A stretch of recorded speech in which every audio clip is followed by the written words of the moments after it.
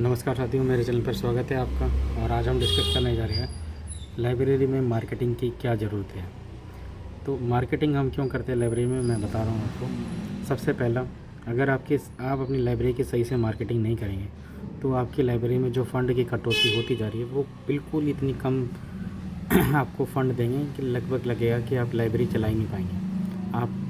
आपके स्टाफ को भी लगता होगा, आपको खुद लगता होगा कि लाइब्रेरी का प्रॉपर रिप्रेजेंटेशन नहीं है, तो आप अपनी लाइब्रेरी की प्रॉपर मार्केटिंग करिए। तो फंड की कमी को दूर करने के लिए हम लाइब्रेरी मार्केटिंग करते हैं, नंबर 1 पॉइंट। दूसरा पॉइंट है लाइब्रेरी इमेज बिल्डिंग। लाइब्रेरी कब नज़रों में आती है, वो अच्छा काम कर रही है, सर्विसेज सारी दे रही है, लेकिन लाइब्रेरी ऐसी चीज़ है जहाँ लाइब्रेरी की इमेज बिल्डिंग बहुत ज़रूरी है। थर्ड है प्रोएक्टिव अप्रोच। लाइब्रेरी की अप्रोच ऐसी होनी चाहिए, चाहे जो भी काम पूरी यूनिवर्सिटी के अंदर हो रहा हो या मिनिस्ट्री के अंदर हो रहा हो, तो प्रोएक्टिव अप्रोच, लाइब्रेरी हर चीज़ में किसी न किसी रूप में पार्टिसिपेट कर रही हो। Changing scenario of the library and information centre. अब क्या हो गया कि लाइब्रेरी का सिनेरियो चेंज हो रखा है। अब वो एज ए इंफॉर्मेशन सेंटर काम करती है, ना कि as a custodian of books. ठीक है। फिफ्थ पॉइंट है optimum utilization of resources. Library के पास जितने भी रिसोर्सेज हैं, फिर पेरेंट तो है ही है, अब उसके पास ऑनलाइन रिसोर्सेज भी बहुत सारे हैं। तो ज़्यादा से ज़्यादा ऑनलाइन रिसोर्सेज यूज़ हो, तभी ऑप्टिमम यूटिलाइजेशन हो पाएगा रिसोर्सेज का। Proactive services to the user के प्रति ज़्यादा से ज़्यादा सर्विसेज का proactive services to the user. जितने भी यूज़र्स हैं उनके बीच अपनी लाइब्रेरी की ज़्यादा से ज़्यादा सर्विसेज को डिस्ट्रीब्यूट करना, इस कहलाता है proactive services to the users. ठीक है, इसलिए यूज़ होती है लाइब्रेरी की मार्केटिंग के लिए। कब शुरू हुआ था लाइब्रेरी की मार्केटिंग पहली बार? Marketing library service, how it all began. History of marketing library service began long before the concept was born. 1997 में पहली बार ग्रेटा रनबॉग ने शुरू करी थी। और ये देखिए, ये उनकी फ़ोटो है। तो ये इन्होंने पहली बार शुरू करी थी लाइब्रेरी मार्केटिंग की कहानी। और फिर उसके बाद क्या होता है, फ्री ट्रैवलिंग लाइब्रेरी विस्टॉन। ये एक छोटा सा आर्टिकल है 1897 में, जब फ्री लाइब्रेरी ट्रैवलिंग लाइब्रेरी शुरू हुई थी विस्टॉन में। It is after all not the few great libraries but the 1000 small one that में do most for the people. ठीक है। तो ये न्यूयॉर्क में पहली बार ट्रैवलिंग लाइब्रेरी की शुरुआत हुई थी। तो ये भी आपको एक आर्टिकल दे रखा है, ये पढ़ना चाहिए कि लाइब्रेरीज, ट्रैवलिंग लाइब्रेरी जैसे कहते हैं, वो कब शुरुआत हुई थी। ठीक है। फिर उसके बाद books in a box.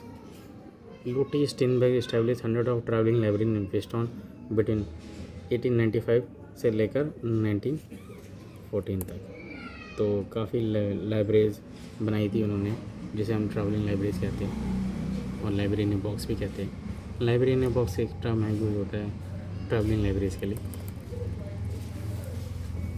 Marketing concept. John B M C kit में 1957 में कस्टमर ओरिएंटेड इंटीग्रिटी सिस्टम बनाया था। फिलिप कोटलर एंड सिडनी ने बनाया था हमारा 1969 में not selling and not promotion but service and adding values. Philip Kotler और जाल्टमैन ने 1970 में बनाया था सोशल मार्केटिंग।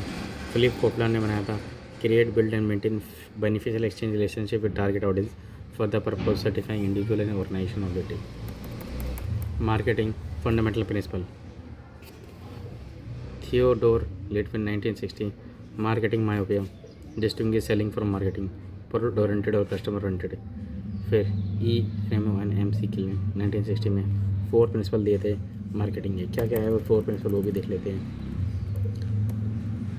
देखिए, अब हमारी जो जनरेशन है जिसके लिए हम काम कर रहे हैं वो क्या है, ये सब है 4 कैटेगरी में हमने जनरेशन को बांटा है।